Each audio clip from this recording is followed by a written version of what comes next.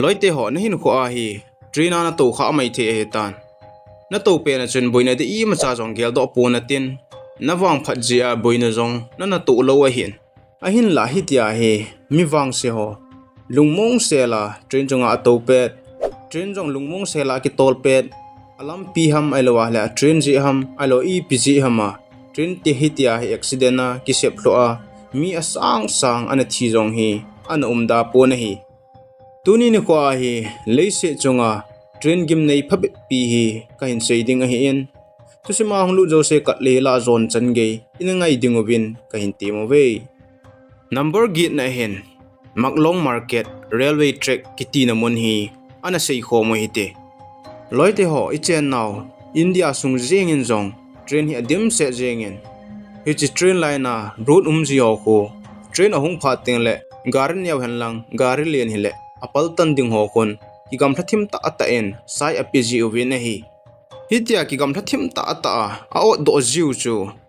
train ko apu ke nga lowa hi le train in a kim vela am ho chu asu kha ading chu ta san po na hi ahin la Myanmar Gamsunga train ki tol ko namu kha te di wa hi en veleu chen mi pi to train a kinai dan khu tu a hilwa le 3 feet ho a ki gam thla a hi en ahin lai cho yong khu a danger fle jing na lai jin hi hechilai sanga tizat umzo Thailand Gamsunga train line ponga bazar a bol namun khu ana veleu hen asunga to hoding o khon imacha a boina ompon ahin la akim vela bazar bol ho ailo la chile wale hoding o khon tizat a umina hi hechilai muna hi ipidinga hitia hi umjeng wa hamiti a hele Thailand Gamsunga meklo muna khon dukan bol na ding ailo wala thilzu na ding mun hi ong mong tapon hichi a ama hon me zu na in hiti hen train line panga hen bazar hi ana bol tawi na hi hitia train lampi bazar aso phan wajun train ahung teng la mo ki no khu chenga hen alampi ding cho onuwen train po do teng la angai bangin hiti hen bazar in amang ki ji win na hi hichilai mona thila zo bazar aso naw ki cha na umdan chu train ahung teng la hen ama ho hen awat be se ta powin athil zo ho jong ala do ji ta powin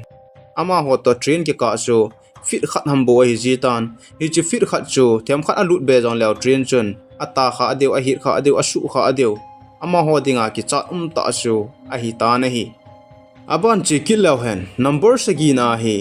Mount Platus railway track akit ki nen hi chi train hi Switzerland Gamsung in omen wan noile se na train la dinga lam to kal na sa pen chu a hi in a hi alam to kal na mol asan dan hi 1600 meter up in ni se hen hiti hen train hi chung langa kal local anoi langa che se en up down hi a ball non jing ji na hi hi chi train hi a hat keu hilowin alim jong hi a hoyen ki tole num hle jing le kilomin asunga to ho jong a to num naw di se che hi le hita ki to pe teng le amun avel view ho ma anup ji chen hi chowe takom ai lawa hele nup chum chuma ki hui thla ta go ma na towong hi anatim se jing ji wi na hi a train he veleu chen a hoi sel jing in a kang no jong a ke su hle jing in lam to kal dan jong a to dan jong hi veleu chen ki cha na jing in hi jong le sim ho chen a boi thelo dinga a gelwa a simu che hin hi jong le wang sit pi in a train chen buina hum te hen lang a kang jong slip te hen lang hele ipi athi te dem chule hichelai train a hi na to no mem komenan hin seiding in ka hin te mei aban che ki lew hen number group na pa hi dead railway track akitiki ne hi chi dead railway hi Thailand Gamsung in omen mi zo sen a he zo sen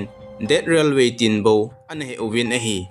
hi chi train hi Thailand Gamsunga pengpong kiti namun vel khon a umin a hi chule train hi Burma railway tin jong an ko ji ovin a hi hi chi dead railway hi ipidinga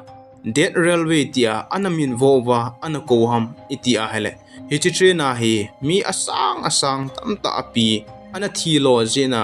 ama ho hin dead railway tia hi an ko do chu a hi in hi hi chi train a ana thi ho chu koidang an hilo hi chi train ahung ki sem ti lai alampi a hin simu wa hen mi alak hi ana ko novin na ana tongovin mi alak lang ana ko na chun mi lakhat le sang som ni hen thi na ana to uvine hi hijilai chuna ma hon lampi sim na ding hen thing ana tanavin ana hlovin ti chan ana goluvin hija chun gilkil dang cha ani thiloi ailawa hele leya na kile hla na thiloi hitia so hung ki go khoma hele lakhat le sang som ni hi ana phawin hijiji na a train min jong hi dead railway tia chu ana min wo hi tulaya hi hichi train a to ding ki chat na ta khat chu a hi le hichi lampi ana simu chu ama sa na simu chu an hinalaizin a lui hle jeng tan itia abo oding itia achim ding aki he pone hi aban chi ki lew hen number nga na pa hi Wuppertal Suspension Railway akiti en gamdanga train ho hi tulin a hlain tulin ki tolin ahin la Germany Gamsunga hitabang train bungbuta ki khaya hitia he aki tol hi ki chat ta kha che hi en hitia ki chat na ki ka hen leisi na dinga Agimnei loi khat chu a hi ta na hi hitia Agimnei wanga hen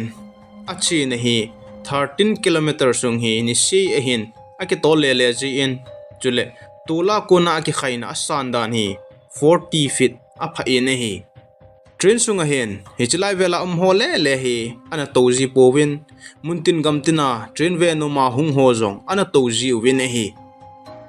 nikhana hi hich train hen 82000 mi hi ana podo ji in hi hitia nupsa na mai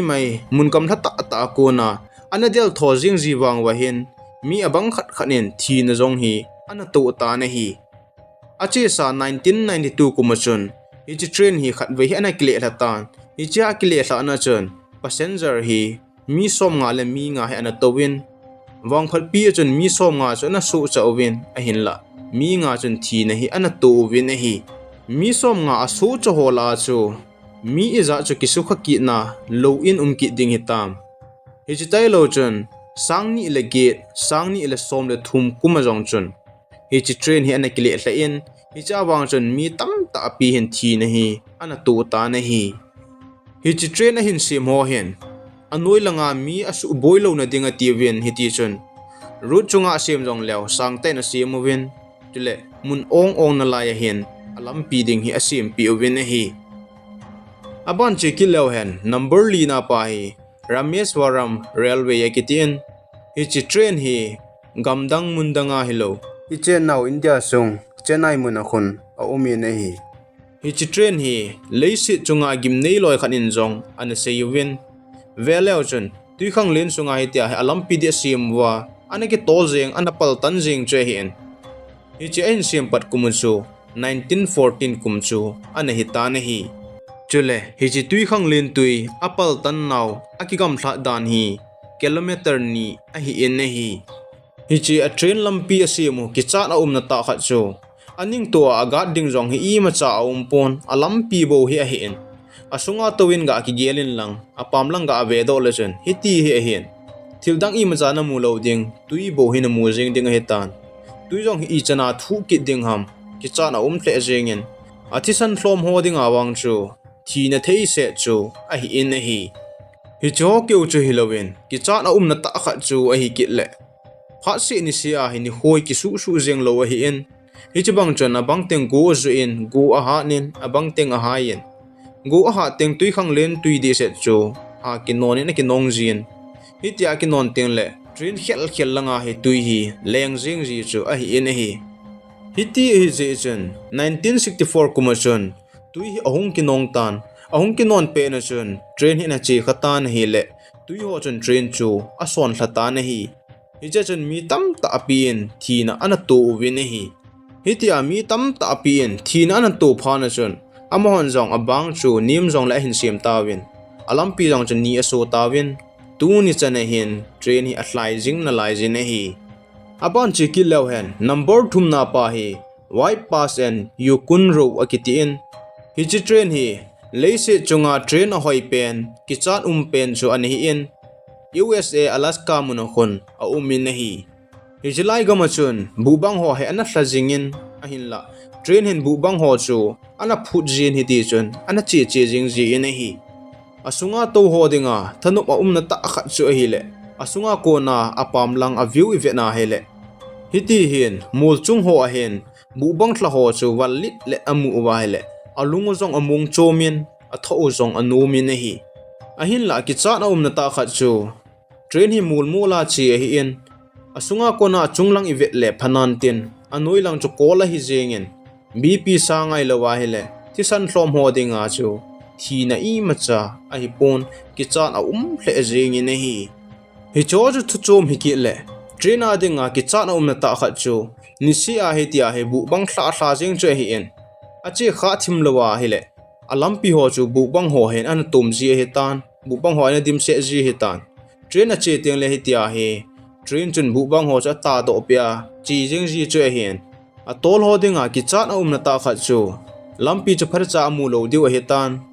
hi tia lampi amu lo chu tol khil ten lang hele train chu accident na chu I macha a hi po na hi apan chi ki lew hen number 2 na he Napier gas pond railway yakitian hi chi train hi New Zealand Gamsungin omin leisi chunga ama le he airport mun ho pa chu a hi in a hi mundang gamdang khon airport ta train line hi akinai pon akigam thla in ahin la New Zealand Gamsunga hen iti hen airport mun a hen le line a omin hi cha to ding chu ki cha na hle jeng in a hi hi chi train sunga to ho hen anup sa na ta khanu chu hi le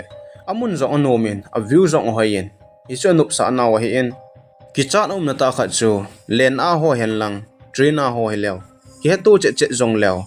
iyam ta emergency a len zong hung leng kha hen lang ai lawa hele train zong chu ki tol khat hen lang hele ept di tamna akita to lowa hoilang su diwong hi chu ki cha na ta khat chu a hi in a hi aban chi ki lew hen number 1 na pa hi NDN W Railway Road akitian hitabang train hi USA Gamsung mun khanin omin leisi chunga Agimnei loi pen chu a hi ta na hi alampi ve jong lew chen Agimnei hle ajengin mundanga train dang ho a ko jang pet na hi in buina im cha pon ain lai cha hi train ke to jong le ve lew chen hi ta ki hot le hi in I cha na jengin alampi yong hi phaten ve lew chen Agimnei hle ajengin a hi nang hon ge lew chen ipidinga hi tia hi asim hom ti na lungu dong ding hi in hi tia asim lo naw azi chu guzu lai alampi anal ting le abui lo na dinga hi tai kon le lo an simu che hin hi chi kon le lu a hen train jong hi speed thenin ki tol ji pon ol cha chan ki tol ji in a hi tia lampi kon de do a asim zo pha chom kha zo pi a hen amo hon jong pena sim ding hin ngai to ta win ai la tu ni chana hin asim do ta powin asim ta powin train jong hi ti hin ki tol jing na lai ji ne hi loite ho tuni ni kho a train gim nei phabi pi hin sei naw I chan hin ki chai tan